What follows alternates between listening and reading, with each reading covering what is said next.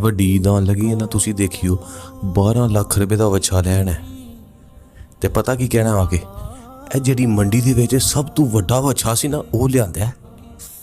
ਮੰਡੀ ਫਿਰਦੀ ਅੱਬੂ ਨੇ ਕਿਹਾ ਜੋ ਮਰਜ਼ੀ ਹੋਈਏ ਇਹੀ ਲੈ ਕੇ ਜਾਣਾ ਸੀ। ਕਿਹਦੇ ਵਾਸਤੇ ਲਿਆਂਦਾ ਜੀ? ਲੋਕਾਂ ਵਾਸਤੇ। ਅੱਲਾ ਫਰਮਾਂਦਾ ਬੰਦਿਆ ਇਹ ਜਿਹੜੀ ਸ਼ੈਵਾਂ 'ਚ ਤੂੰ ਪੈ ਗਿਆ ਤੇ ਪਹੁੰਚਦੀਆਂ ਹੀ ਨਹੀਂ, ਮੈਨੂੰ ਤੇ ਤੇਰਾ ਖਲਾਸ ਪਹੁੰਚਦਾ।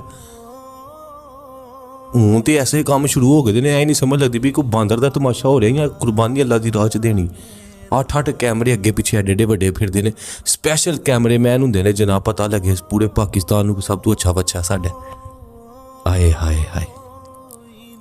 ਤੇ ਮਾੜਿਆਂ ਦੇ ਬੱਚੇ ਪਤਾ ਕਿ ਇੰਜ ਤੱਕਦੇ ਜਾਂਦੇ। ਐਨੀ ਤੌਫੀਕ ਨਹੀਂ ਹੁੰਦੀ 12 ਲੱਖ ਦਾ ਲੈਂਦਾ।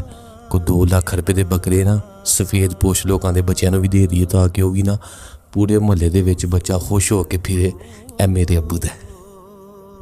ਕਰੋ ਆ ਯਾਰ ਹੋਣਾ ਜਦੇ ਵੀ ਕੰਮ। ਹੁਜ਼ੂਰ ਦੇਖੇ ਨਾ